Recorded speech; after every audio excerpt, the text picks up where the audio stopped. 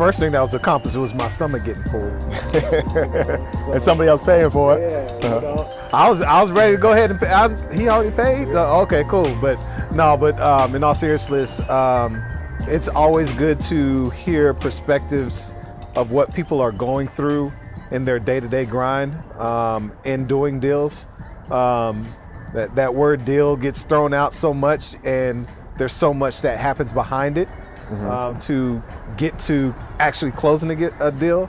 And it's good to build relationship and rapport to gather understanding, as far as what other people are doing, what do they have on their table, and if I can be of help and service, whether it's direct business through me or if it's, okay, I know somebody else within my network that I can connect you to that can really get you to where you want to go. Because at the end of the day, in my mind, there's so much money to be made out here that if I'm not trying to be a vessel to be helpful to somebody else, then there's no point in trying to be greedy and get everything myself, because there's no way for me to be, everything doesn't fit within the scope that I want to do. So it was good, great conversation that we were able to have. And I appreciate you kind of continue to put those opportunities together intentionally so that we can have those good conversations and understand what people are doing inside their businesses. So yeah. What do you like to hear and what do you like to understand before you take a lunch like this? So for me, I always like to know who's already coming, right? So great thing that was presented was who's going to be there and what are they already coming to the table with intentions to talk about. Okay. Right? So having that understanding already made the conversation more efficient because at that point we were already able to have a couple preps before coming up here. Okay. And now it's not a matter of me having that long 1 hour Zoom call or whatever just to get some foundation. That's already been had. Now it's okay, let's just fine tune some little details here and there just to understand what's the vision. The other thing is that's big for me to know is how far are people really trying to take their different opportunities. So I know for me and my business, we're not looking for anything that is like a quick transactional type of thing. That's just not our model. So understanding, okay, are these some opportunities that have some legs that can go a little bit longer, where we can ride with this opportunity and do a few things together? Or is this just okay, I need a fix to hold me up, a bridge for this particular deal for 6 to 12 months or whatever, or what have you, and then I need to get on out of here.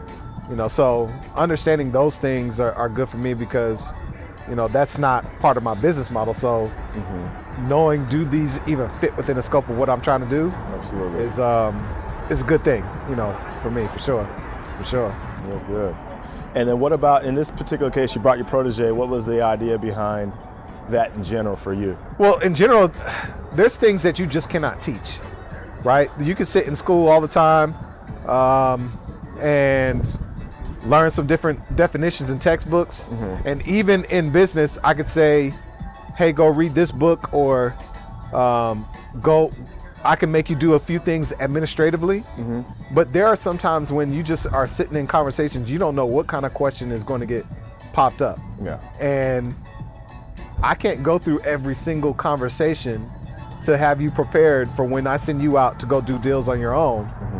And how are you going to be prepared? So being able to sit at a table, glean from multiple people that are successful in their own different lanes, that have different opportunities, and you can learn from their conversation. There's a lot that can be had from that, right? It's not, I think one thing you said earlier is that you don't, it's good to know what you don't know, right? I don't know everything that you've done, right? And all of your experiences, and I don't know every single thing that's within inside of your lane, nor the other gentlemen that were at the table. So being able to glean from those people and their conversation and And hearing their perspectives are vital, Yeah. to being able to move, because you just don't know when you're going to pull something from a conversation that you had 3-4 months ago, and you heard something, and you're like, oh man, they're talking about this too over here. Yeah. So you can pull that and be more part of conversations because you've had more conversations with people, so you know what's going on out there. So yeah, that's why it's important to have him there as well, so he can get a chance to be engaged and exposed, because exposure is one of those key things. If you don't get exposed to this stuff, it's very hard to even know how to go about even completing and doing the deal. So that was the important thing for me. Yeah. And I'll close with this. One of the things I noticed in our conversation, and this is an expectation I had, but I wouldn't have had when I was maybe in your protege's seat, was we didn't talk about the specifics of the deal in that much depth. Maybe 15% of the conversation was surrounded around the deal. The rest of it was general conversation. We talked football. We talked about relationships. In the beginning of my banking relationship, I'd go right into the transaction, want to close it, structure it right there. Tell me why, in your opinion, that's probably not the best approach. So it's almost like dating, you don't go into ask for the hand in marriage on the first date. Yeah. Right. So you want to kind of take time, build rapport. It's interesting because even inside of hearing about a person's perspective on what happens in sports, you get to learn about them. Yeah. So it's different things that come up in conversation that you get an inside look on how people are really seeing things. And it doesn't always have to be just purely about the deal. Mm-hmm. There's a lot of different conversations that can be had that allows you to learn more about who this person really is and their background, right? So if sports is a great example that we talk about. You get to hear about who are they a fan of, right? Well, why are you a fan of that person? What market do you come from that allows you to be a fan of that person? What inspired you to be behind that? Oh, you saw this coach made that decision. So now I'm getting to hear strategy. Mm-hmm. How would you have strategized in that certain situation and done?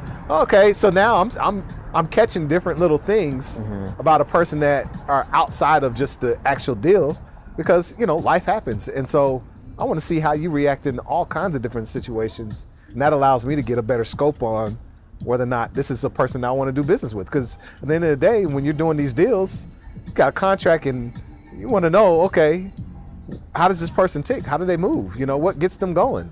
Those things, information, that piece of information helps every bit as far as forming your ideal about who that person really is. Fish, man, I appreciate your time. We're going to see you at Field of the Boardroom in a couple of weeks now, so y'all come join us. Yes, I'm looking forward to it. Appreciate the invite, my brother. As always. I'll see you, man. Yes, sir. I'm correct. We can't stop.